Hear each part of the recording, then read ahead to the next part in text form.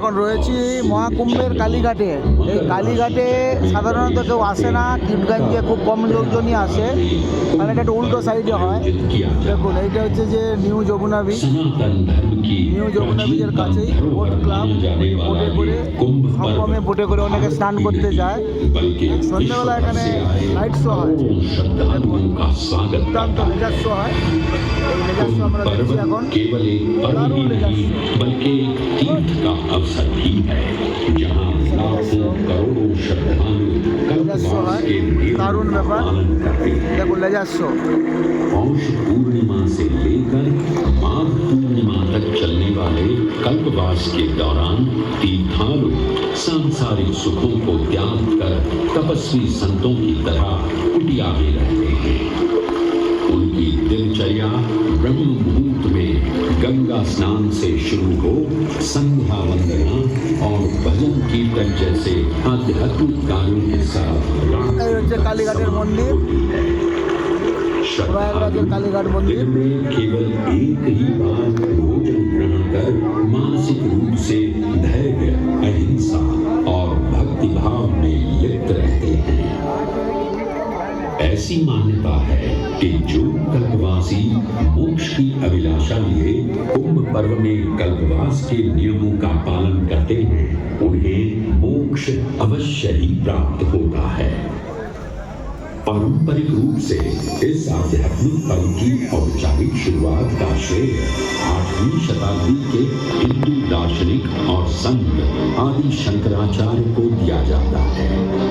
उन्होंने न केवल 4 पवित्र मठों पुरी, श्रृंगेरी, द्वारका और बद्रीनाथ की स्थापना की थी, बल्कि सन्यासी परंपरा को जीवित रखने हेतु 10 नाम सन्यासी व्यवस्था का गठन भी किया था, जिसके अंतर्गत निर्माणी, अटल, निरंजनी, आनंद, जूना, आवाहन और अग्निसात नामक 7 अखाड़े निर्मित हुए। आदि शंकराचार्य का उद्देश्य शास्त्रों के ज्ञान को आपस में साझा कर सनातन धर्म के दार्शनिक आधारों को सुदृढ़ और परिपक्व करना था। अतः धर्म की सभी शाखाओं को संगठित रखने हेतु आदि शंकराचार्य ने प्रयाग की भूमि पर कुंभ पर्व को पुनः आयोजित किया। आज के इस दौर में कुंभ पर्व की महत्ता का अनुमान इसी बात से लगाया जा सकता है कि यूनेस्को द्वारा मानवता की अमूर्त सांस्कृतिक विरासत की प्रतिनिधि सूची में इस पर्व को शामिल किया गया है।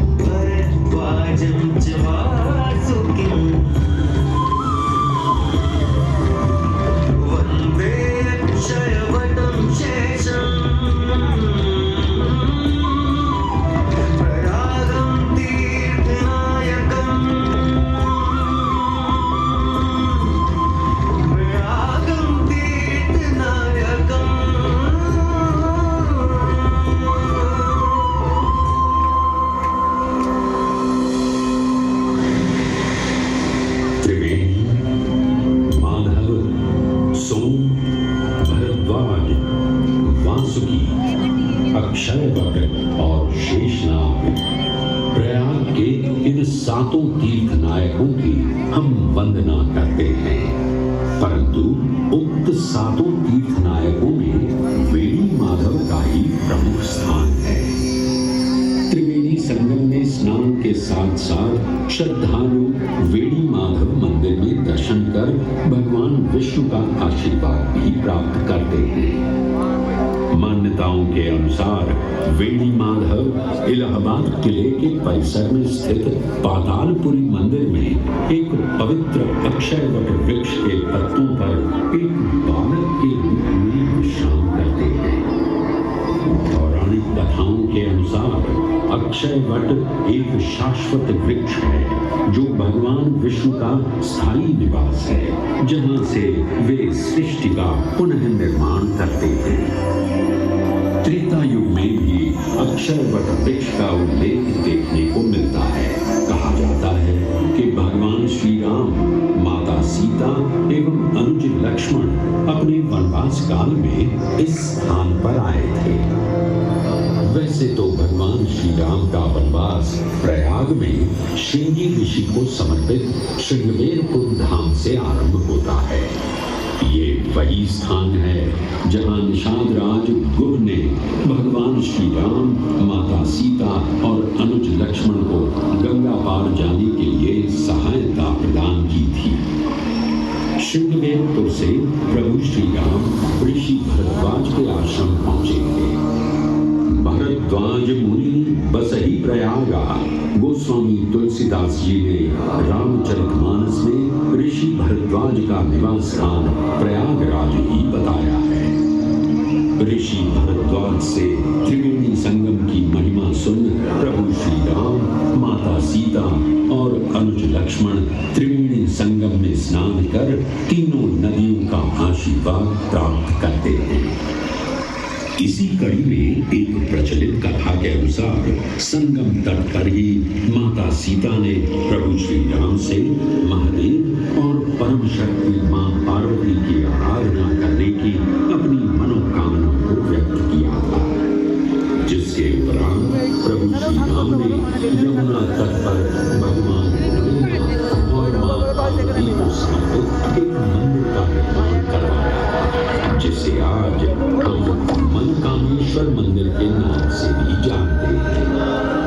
त्रेता युग में स्वयं प्रभु श्री राम ने माता सीता के साथ इसी मंदिर में भगवान शिव एवं मां पार्वती की पूजा अर्चना कर उनसे आशीर्वाद प्राप्त किया था।